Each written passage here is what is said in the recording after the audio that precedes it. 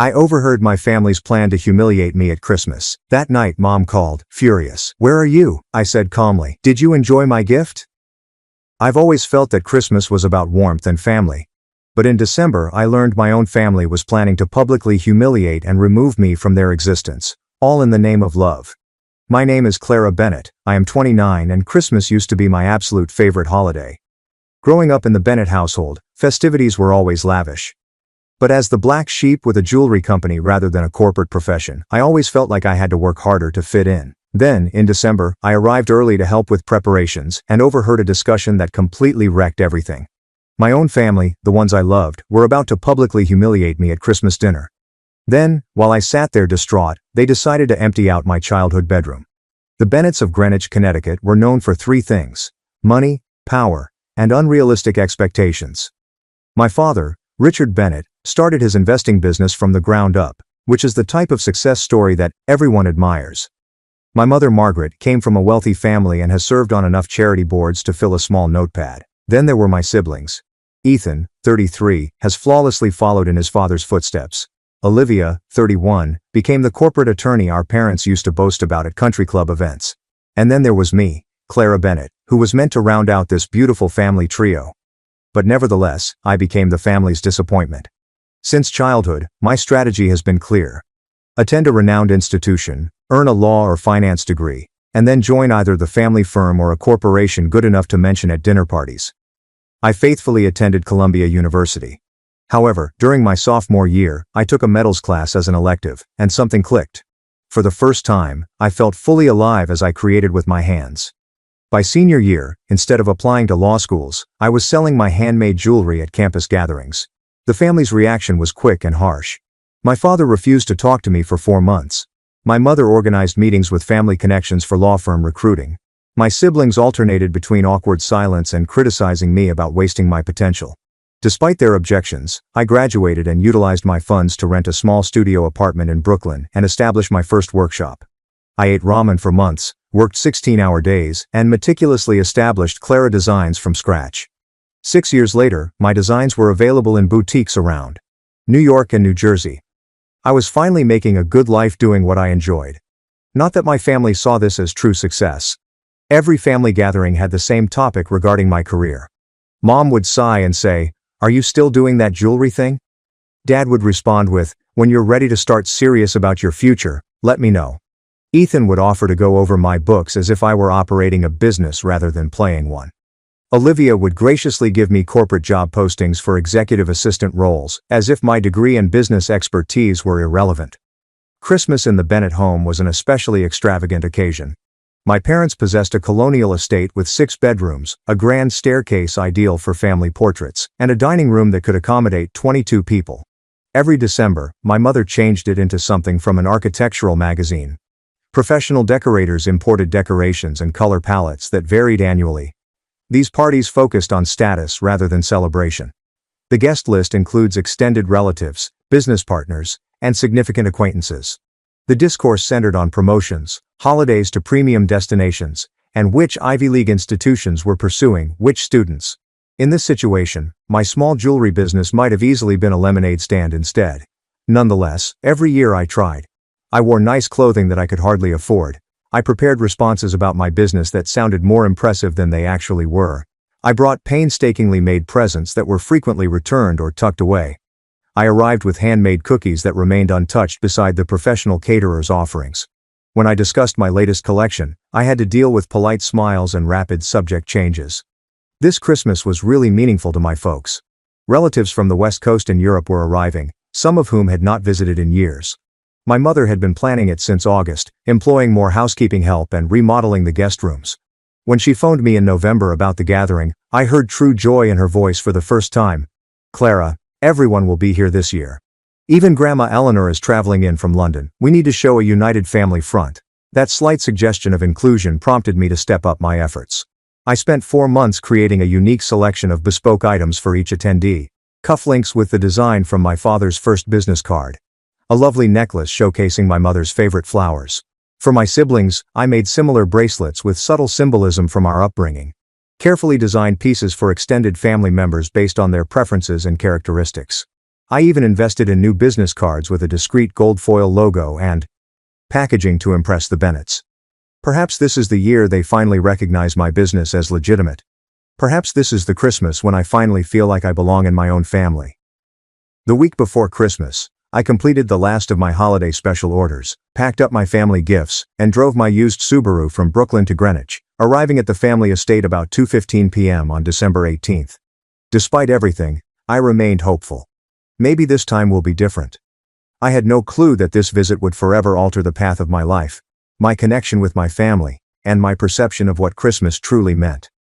I arrived into my parents' circular driveway at 2:15 p.m. The mansion had already been adorned for Christmas, with professionally fitted white lights outlining every architectural detail, enormous wreaths on each window, and two perfectly symmetrical decorated trees flanking the front door. A crew of landscapers was putting the final touches on the outside decorations. I grabbed my overnight bag and the box holding examples of my present jewelry pieces, intending to show my mother how much attention I had put into each item. Maybe this is the year she finally recognizes my artistic skills. Rosa, the housekeeper, answered the door with a pleasant grin. Unlike my family, Rosa had always expressed real interest in my jewelry company, proudly wearing a modest silver bracelet I had given her years ago. "It's lovely to see you, Miss Clara. Your mom and sister are in the kitchen with the caterer." I thanked her and walked inside the spotless house, noting beautiful floral arrangements on every surface and new furnishings in the living area.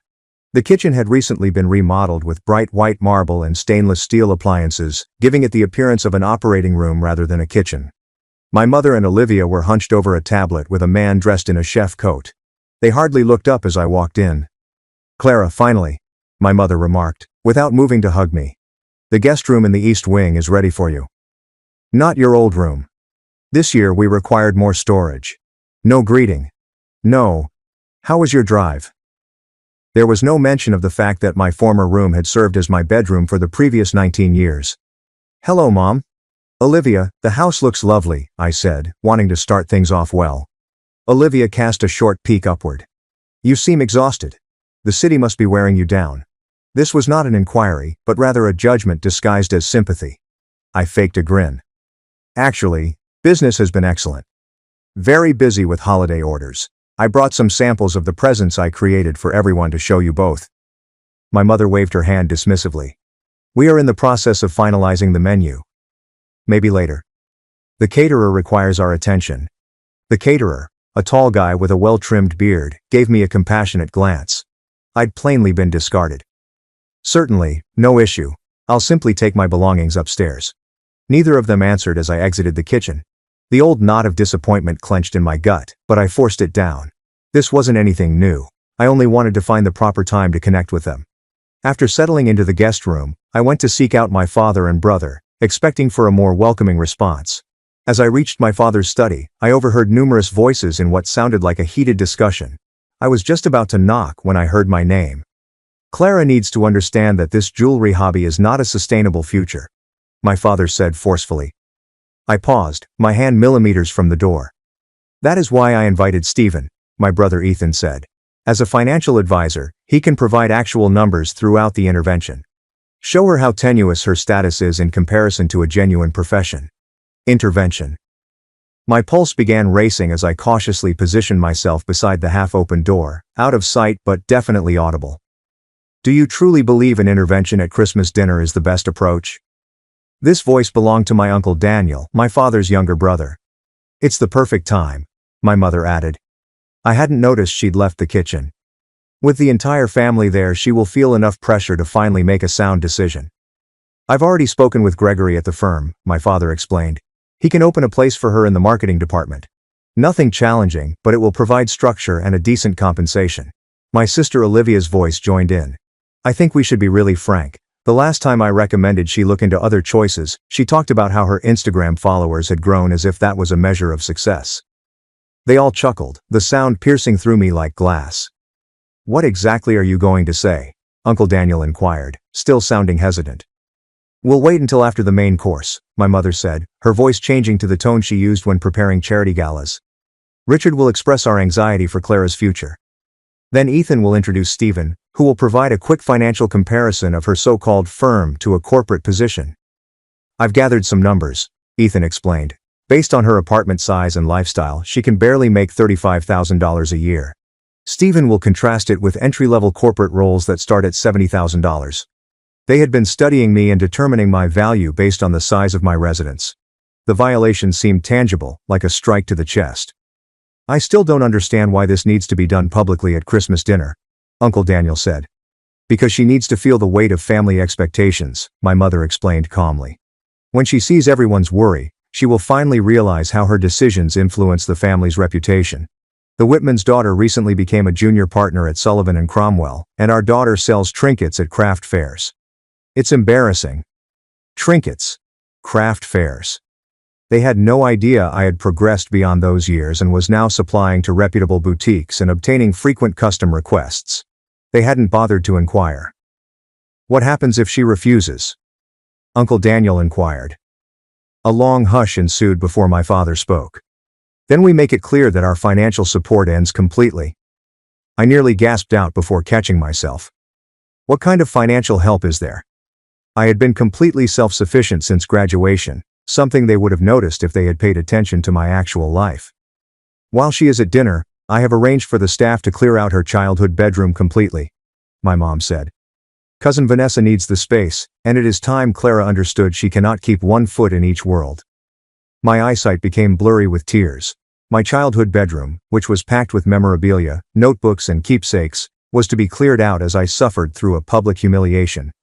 She still has those ridiculous participation trophies from grade school art classes displayed on the bookshelf, Olivia observed with a giggle, as if they supported my decision to give up a real job for this jewelry hobby. Did you see what she wore for Thanksgiving? My mother joined in. That handmade dress that looked like something from a thrift store. If I was going to insist on this creative lifestyle, I should at least dress appropriately when representing the family, or so they believed. The outfit was developed by a friend who was starting a small fashion brand. I wore it proudly in support of her efforts. Well, maybe this intervention will finally get through to her, Ethan concluded. 29 is not too late to start over with a respectable career. I have the perfect analogy prepared, my mother replied, proud of herself. I'm going to tell her that her little jewelry business is like the macaroni art we used to hang on the refrigerator. Cute as a childhood phase, but not something to build a life around. They all laughed again, and I could hear glasses clinking in a toast. I stepped away from the door quietly, tears flowing down my cheeks. Every statement cut through years of trying to win their approval, years of shrinking myself to match their expectations, and years of seeking affirmation that was plainly never going to arrive. Their objectives were crystal clear: ambush me, humiliate me in front of the entire extended family, compel me to relinquish my business, and remove me from the family house on Christmas Day.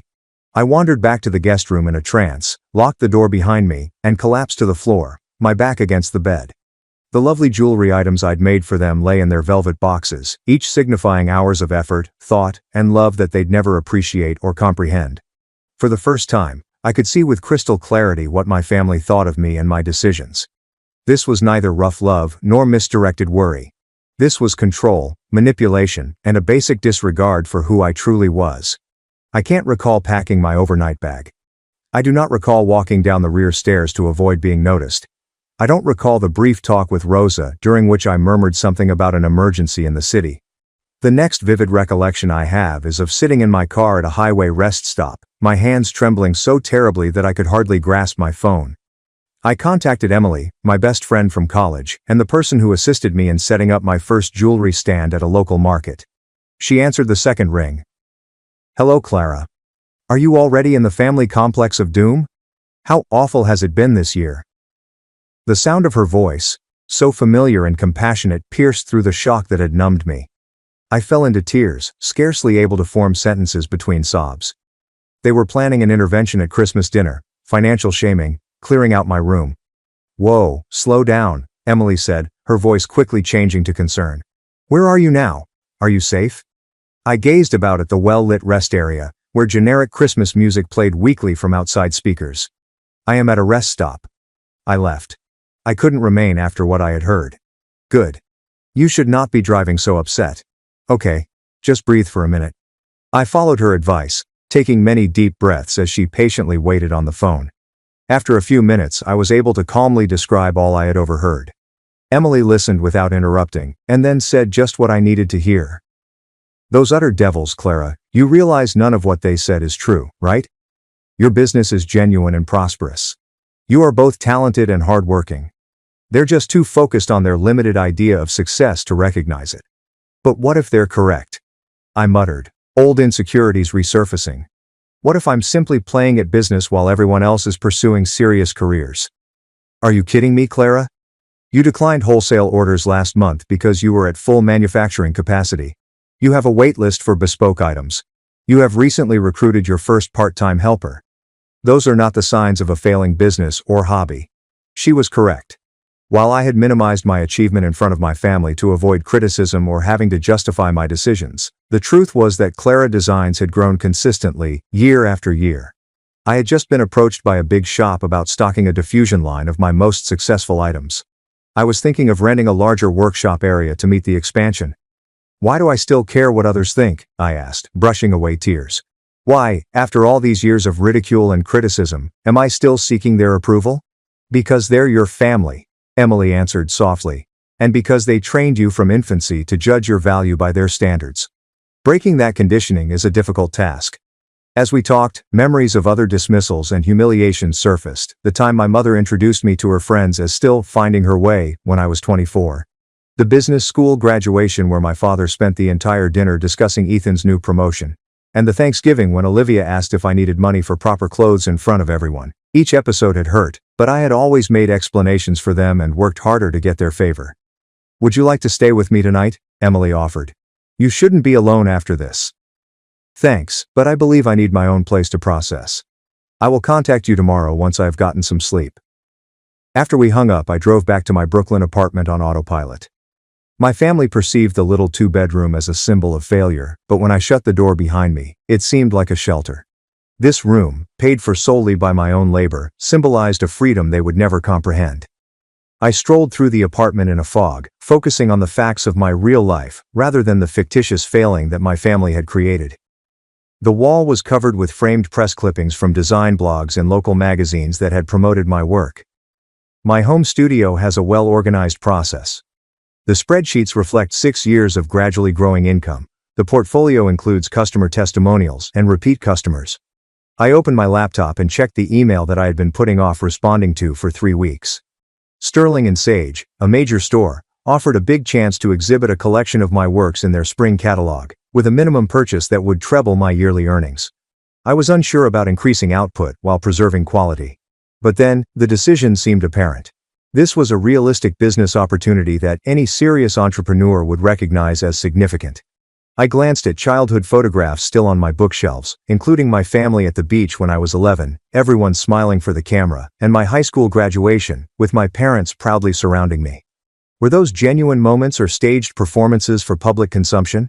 Had they ever genuinely embraced me for who I was? That night I scarcely slept, alternately crying, angry, and experiencing a weird feeling of clarity when the agony subsided. By dawn, fatigued but calmer, I understood I had to make a basic decision: continue chasing acceptance that would never come, or emphasize my own well-being and value. For the first time, the answer was plain. I deserved more than what occurred yesterday. I deserved more than what they had planned. I deserved to be recognized and cherished for who I truly was, not who they wanted me to be. The insight did not instantaneously remove 29 years of emotional training, but it did provide a tiny, firm foundation on which I could stand and start building something new. The next morning I awoke with puffy eyes and unusual clarity. My phone showed 3 missed calls from my mother and a text message that simply said, "Where are you? The caterer need final numbers. Don't worry about my hasty departure. There are no questions concerning my health, just the logistics for her ideal Christmas party." I put down the phone without replying and poured myself a cup of coffee. As I sat at my modest kitchen table, surrounded by jewelry designs and purchase forms, an idea began to shape in my head. For once, I would not be emotional or impulsive. I would be smart and methodical, just as I had been while starting my business. First I phoned my therapist, Dr. Lang, and described the scenario, requesting an emergency session. Fortunately, she had an opening that afternoon. "What you overheard was emotional abuse, Clara," she said during our session. "Their planned intervention was not about helping you, but about controlling you and bringing you back in line with their expectations." "But they're my family," I murmured, the words sounding hollow even as I spoke. "Families should provide love, support, and respect," she added. Being connected by blood does not give somebody the power to belittle you or influence your life decisions. You established a thriving creative business on your own terms. That merits praise, not interference. We spent the rest of the session talking about healthy boundaries and the pain that comes with embracing family members for who they are, not who we wish they were. By the end, I had created an emotional framework to support the practical strategy that was taking shape in my head.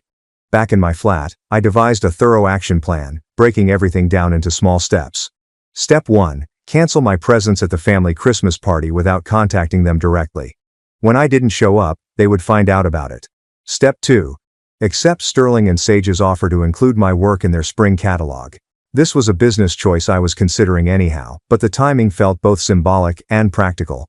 Step 3. Plan an alternate Christmas party with my chosen circle of friends who have consistently supported my aspirations and appreciated my work. Step 4. Schedule delivery of the family gifts I had already produced, together with customized messages, to my parents' home on Christmas Eve, when I was anticipated to arrive. Step 5. Set explicit boundaries for any future encounters with my family, including what behaviors I will and will not tolerate. Step 6. Retrieve my childhood belongings from my parents' home before they are thrown. The final phase offered the most difficult obstacle. I phoned a legal acquaintance who specializes in property rights for guidance. She reinforced my fears.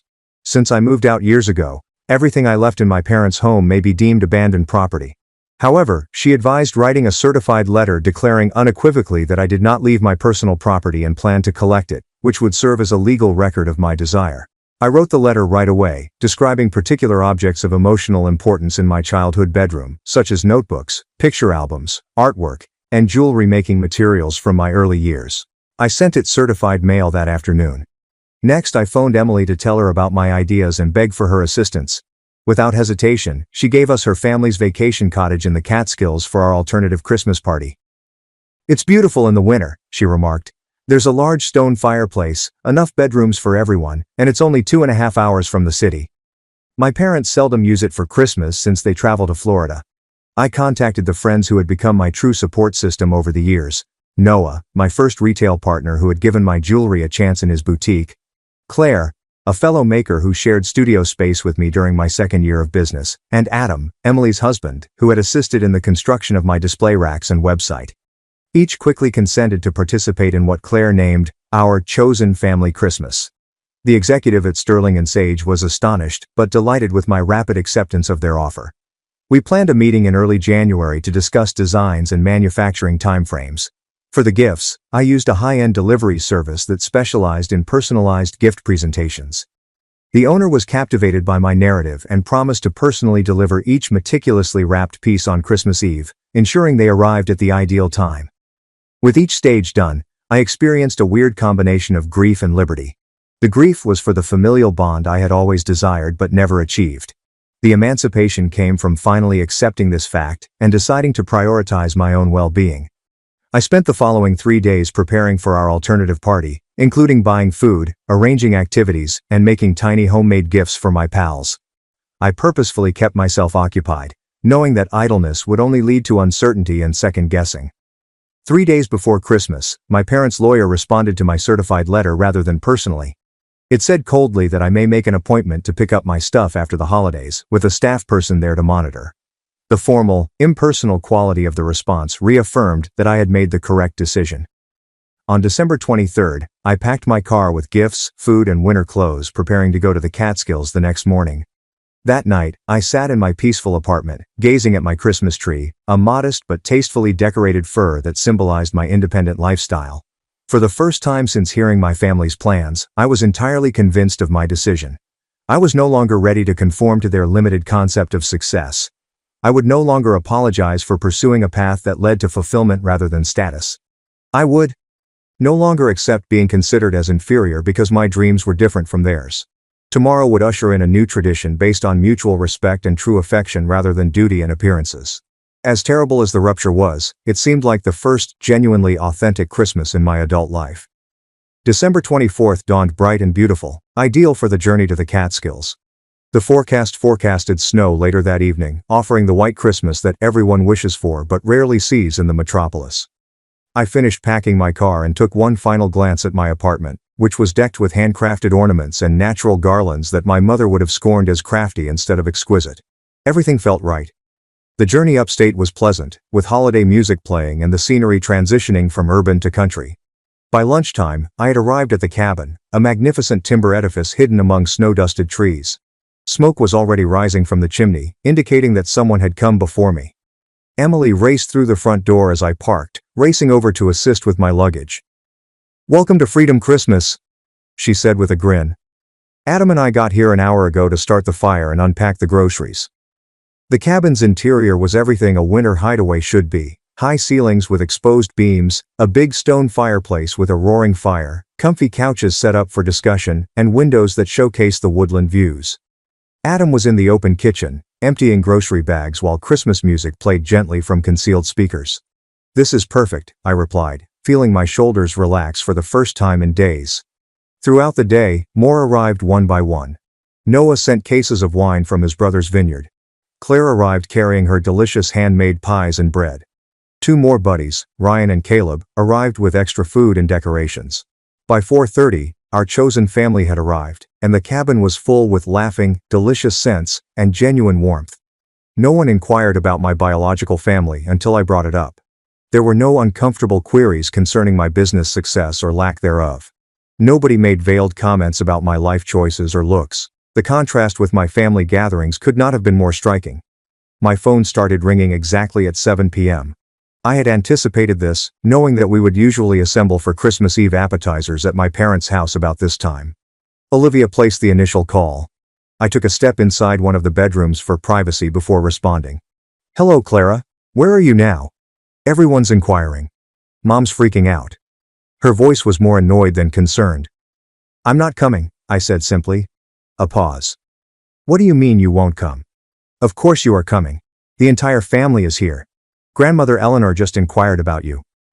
I meant what I said. I will not be attending Christmas this year. You cannot simply not turn up. What should I tell everyone? This is so reckless, Clara. Just like your... She stopped herself, but I knew she was about to say, just like your hobby business. "Tell them anything you want, Olivia. I'm confident you'll find a way to spin it while preserving the family image." She stammered with surprise at my directness. Before she could react, I added, "By the way, everyone's presents will be delivered this evening. I put a lot of thinking into it. I hope everyone enjoys them." I disconnected the call before she could react. Within minutes, my phone called again, this time from Ethan. I let it go to voicemail. Then my father received another voicemail. Finally, I received the call I had been anticipating and dreading. My mother. I took a big breath and responded. "Hello, Mother. Where are you, Clara Elizabeth Bennett?" Her voice was tense with repressed wrath. "I am celebrating Christmas elsewhere this year." "What do you mean by elsewhere?" "The entire family is here, waiting. The caterer has planned for our precise head count. Your grandma traveled in from London. This behavior is just inappropriate." "Is it?" I inquired, surprised at how peaceful I felt. What's more inappropriate than plotting to ambush and humiliate your daughter at Christmas dinner? What's more inappropriate than scheming to clean out her childhood bedroom while she sits at the table? What's more inappropriate than denigrating her profession as a pastime and her accomplishments as childish? There is dead stillness on the line. Afterward, "I have no idea what you are talking about." Of course she'd deny it. "I heard everything, Mother. Last weekend in Dad's study. You, Dad, Ethan and Olivia are preparing a small intervention with Ethan's buddy Stephen to embarrass me about my finances. They want to coerce me into leaving my business for a position at Dad's firm. I intended to tidy up my bedroom for cousin Vanessa while I went through your public humiliation." Another moment of quiet, followed by a tactical shift. "Clara, you misunderstood. We are anxious about your future. This intervention is motivated by love." I genuinely laughed, which surprised both of us. "Love? Was it love when you referred to my handcrafted jewelry as trinkets? Was it love when you likened my business to macaroni art on a refrigerator? Was it love when you stated I was humiliating the family since I did not have a corporate career like the Whitman's daughter?" "You were eavesdropping," she claimed, her tone tightening. "I was just about to knock on the door when I heard my name. And thank heavens I did, because I would have fallen into your trap. This is ridiculous. You're overreacting as usual. Just tell me where you are, and we can talk about it when you get here." There is nothing to discuss. I will not be attending Christmas or any other occasion where I am not treated as an adult making my own decisions. If you do not show up, your father will be furious. There will be consequences. The menace hovered in the air, but for the first time it had no effect on me. What exactly are the consequences? Cut me off financially? Since graduating, I have totally supported myself. Taking away my childhood bedroom? You are already preparing to do so. Harming the family's reputation? I'm sure you'll find a good tale to tell everyone about my absence. Clara, you are being dramatic. No, mother. I'm finally being honest. I deserve more than how this family treats me. I deserve to be respected for the business I've developed. I deserve to be supported in my decisions, even if they differ from yours. And because I can't get those things from you, I'm spending Christmas with those who appreciate me. On her end, I could hear voices in the background, most likely from family members who were concerned about the call. Your gifts will be delivered this evening, I explained. I spent months designing bespoke items for everyone. It is entirely up to you whether or not you enjoy them. This discussion is not over, she remarked, her tone chilly. It actually is. Merry Christmas, Mother. I hung up the phone and perched on the side of the bed, shivering slightly but feeling stronger than I had in years. Emily poked her head in after hearing a faint knock on the door. Is everything okay in here? We heard your voice becoming firmer. I smiled as she expressed her anxiety. It's actually better than okay. I recently confronted my mother for the first time in my life. She grinned and extended a glass of wine. Then I would say that calls for a celebration. When I rejoined the gathering, no one asked for specifics, but Noah lifted his glass in salute. To Clara, the most talented jewelry designer I know and the newest member of the Christmas cabin crew. As everyone clinked glasses, my phone vibrated with a text notice. To my amazement, it came from my brother Ethan. Not everyone agreed with the intervention approach. Call me when you're ready to speak. An hour later, the present delivery service confirmed that all goods had been safely delivered to my parents' home. I could only envision the scenario when each family member opened the beautifully made item I had created just for them, complete with a message explaining its significance and gently setting limits for any future connection, if one existed at all. For the first time in my life, I spent Christmas Eve precisely where I wanted, with people who entirely welcomed me. The weight of familial expectations that I had carried for so long had been removed, making room for something fresh and true to emerge. Our Christmas Eve celebration lasted well into the night. We made supper together, each taking control of a different dish in the large kitchen. Unlike the traditional catered events at my parents' house, this supper was collaborative and casual. Wine flowed freely, tales were swapped, and laughing filled the cabin. We ate at the long oak table by candlelight, passing food around family style rather than being served by workers. The talk flowed smoothly, with themes ranging from artistic endeavors to vacation ambitions to philosophical disagreements. No one was attempting to impress anyone or keep up appearances. It seemed authentic in a way that my family reunions never did. After supper, we gathered in the living room, where Adam had set the fire to a bright flame. Outside, snow was slowly falling, creating a picture-perfect Christmas scene through the enormous windows. Time for a new tradition, Emily said, pulling out a box of basic wooden decorations and creative tools. Every year, we each create a new ornament to commemorate something significant from the year. As we worked on our projects, exchanging materials and ideas, I felt a strong sense of belonging. My pendant was designed to resemble a bird exiting an open cage and was painted in glittering gold and deep blue. Nobody required me to explain the symbolism. Around 11:30 my phone buzzed with a text from my Aunt Patricia, my mother's sister. I just heard what occurred. Not everyone supports your parents' approach. Your grandma was very furious when she learned what they had planned. Your present was gorgeous. Thank you. A cousin sent another message shortly after. Your jewelry is amazing. I can't believe I never realized how talented you are. Family dinner was exceedingly uncomfortable when your mother informed you wouldn't be attending. There were many questions she did not want to answer. The messages lasted all night and into Christmas morning, December 26th. My departure appeared to have created just the situation my mother had feared, a rupture in her idyllic family story. Several relatives appeared to be rather loud in their condemnation of the intervention plan when it was made public. The meticulously crafted Bennett family image has developed substantial fractures. Christmas morning at the cottage was all I had imagined Christmas to be. We awoke slowly, gathered in pajamas around the tree to exchange the little, thoughtful presents we had brought for one another. Mine, of course, were pieces of jewelry that I had designed individually for each friend, expressing something important about their personality or our relationship. Claire sobbed as she unwrapped her necklace, a beautiful silver pendant with a little reproduction of the first ceramic item of hers that I had ever purchased. "This is why your business is successful," she remarked, wiping away tears. "You don't just make jewelry, you create meaning." After the presents, we prepared breakfast together before heading out for a stroll in the freshly fallen snow. The woodland was wonderful, with white trees and only our laughing and the crunch of snow beneath our boots for company. Uncle Daniel called me in the afternoon, which surprised me. I strolled outside onto the porch to take it, watching my breath create clouds in the frigid air. "Clara, I want you to know that I never supported that intervention nonsense," he stated abruptly. "Your business is legitimate and impressive." "Thank you, Uncle Daniel," I murmured, really moved. "That means a lot to me." "Things are quite tense here," he added. "When your gifts came yesterday night, they caused quite a commotion. Your grandma unwrapped her bracelet and proclaimed it to be of greater quality than her Tiffany items. Then she wanted to know why no one had informed her how successful your jewelry business had grown. I couldn't help but smile as I imagined my powerful British grandma standing by my side. The truth came out rather explosively over dinner," he explained. "Your mother attempted to minimize your absence, but your grandma is sharper than they gave her credit for. She extracted the whole intervention strategy, piece by humiliating piece. I've never seen her that angry." "What did my parents say?" I couldn't resist asking. "Your father returned to his typical justification, stating it was for your financial stability. Your mother alternated between supporting the idea and accusing you of overreacting. Neither strategy was very well received by the wider family. A weight I hadn't known I was still carrying was lifted from my shoulders.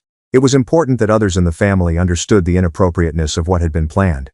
"There's something else you should know," Uncle Daniel explained, his voice softening. "I went through a similar experience with your grandpa when I chose architecture over entering the family company. It took him years to embrace my path, but he ultimately did. Don't rule out the prospect of reconciliation, but be strong in your limits." After we hung up, I rejoined my buddies inside and shared some of our talk. Their encouraging comments confirmed that I had made the right decision by selecting this genuine celebration above an appearance at my parents' immaculate but artificial event. Late that evening, as we sat around the fire playing board games and eating leftovers, my phone notified me of an email from Sterling and Sage. They checked my portfolio again and increased their first purchase by 40%. They also wanted to include me in their spring advertising materials as an upcoming designer to watch. I shared my phone around, receiving exuberant congrats, and knew that this chance would revolutionize my firm over the next year. The timing felt symbolic. This professional confirmation arrived just as I had ceased seeking acceptance from those who would never genuinely provide it. The irony wasn't lost on me. By rejecting my family's Christmas and their involvement, I made room for the exact type of achievement they said they want for me, although on my own terms, rather than theirs. As the night progressed and people retired to their rooms, I remained at the window, watching the snow fall. For the first time in my adult life, I felt entirely in sync with my own beliefs and decisions. The sorrow of familial rejection was still present, a subtle aching underneath the joy of the day, but it no longer defined me. I had chosen myself, and as a result, I realized that I was surrounded by those who had chosen me just as I was. January provided crisp, bright days and a new beginning. 6 weeks after the Christmas that changed everything, I stood in my new workshop space, which was double the size of my former studio, with wide windows for natural light and enough room for 3 helpers to work alongside me. The Sterling and Sage order had required the extension, and my designs would be prominently featured in their spring catalog, bringing them to a national audience. Since the introduction of our alliance, business inquiries have surged fourfold. I was no longer a struggling artist, but rather the proprietor of a thriving little business with real momentum. My family's circumstances has shifted in numerous ways since Christmas. As Uncle Daniel anticipated, various individuals reacted differently to my boundary establishing. My mother remained coldly professional in her occasional conversations, arguing that I had misinterpreted their intentions and overreacted. She had made up a narrative for her social circle about my absence during Christmas, something about an emergency with a key customer that simply couldn't wait. The story protected her image while eliminating my agency and choice not to go. My father had sought to establish authority in the only manner he knew how, by sending an email describing financial predictions for my company based on entirely incorrect assumptions about my sales and costs. The document contained a time frame for when I would need to accept reality and enter the corporate world. I answered with a concise but professional note, thanking him for his concern while assuring him that my company was profitable and expanding. I did not present data or facts that he may criticize or disregard. Olivia stayed distant, clearly aligned with our parents' viewpoint, but Ethan had reached out several times, each talk little more open than the previous one. During our most recent chat, he asked serious questions about my creative process and company plan, and he appeared genuinely interested in my responses. I never realized how much strategic thinking goes into what you do, he told me. It is not only about producing attractive things. You must foresee trends, manage production, and develop client connections. It's actually quite comparable to what I do, but in a very different business. This tiny acknowledgement that my job required actual business skills rather than merely an extended craft endeavor felt big coming from him. The most surprising revelation came from extended family members. My grandma had given me a handwritten note, expressing her enthusiasm for my business drive and superb workmanship, as well as an invitation to visit her in London. Several cousins had placed orders for unique works, seeing me as a professional rather than a family oddity. Regarding my childhood items, I had booked an appointment as directed by the lawyer's letter and appeared with Emily for moral support. To my astonishment, my mother was not present. She had arranged for Rosa, the housekeeper, to oversee instead. This modest act of compassion, which did not require me to confront my mother personally, was the closest thing to an acknowledgement of my sentiments that I could hope for. Rosa assisted me in packing things swiftly, occasionally sneaking in comments implying that she had always been an ally. "Your mother tried to donate your jewelry-making tools to the community center," she murmured at one point, but I told her they were expensive and she should wait until I made a decision. She wasn't knowledgeable enough about them to debate. The notebooks, photos and memorabilia were now kept in my apartment as physical memories of a childhood that had impacted me in both positive and unpleasant ways. I was gradually going through them, maintaining what still had meaning and letting rid of things I just cherished because they reflected family acceptance. My friends, my chosen family, have been unwaveringly supportive during this process. Our Christmas cabin party was so wonderful that we decided to make it an annual tradition. Several friends had scheduled appointments for therapy after seeing how I was working through my family issues with professional aid. Dr. Lang, my therapist, had helped me see that what happened at Christmas was not a failure, but rather a crucial phase in my development. "You set a boundary and held it despite enormous pressure and lifelong conditioning," she said during a recent session. "That is an achievement to be proud of." She was correct.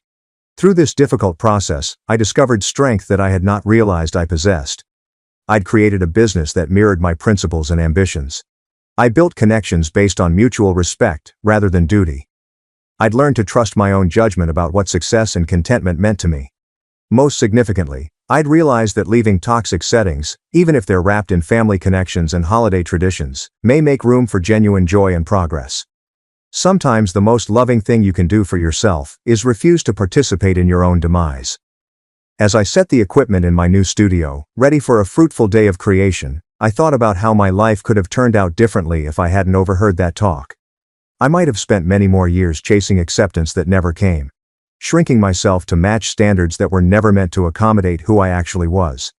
Instead, that traumatic finding had opened a path to freedom. Not the freedom from family that my parents had promised as punishment, but the freedom to define my own worth, set my own boundaries, and live a life that reflected my ideals. The journey was far from ended. Family wounds do not heal in a single season, and behaviors formed over decades require time and work to modify. There would be more painful talks, more boundaries to uphold, and more sadness to mourn for the connection I desired but never fully had. But for the first time, I was approaching that trip as a full person, rather than as a constant letdown. I was Clara Bennett, a jewelry designer and company owner, and I was surrounded by people who noticed and cherished my entire personality. Last Christmas, the best present I gave myself was to go toward my own truth, rather than away from my family gathering. By deciding to appreciate myself, I was finally able to break free from the constraints of others' expectations and discover my own voice.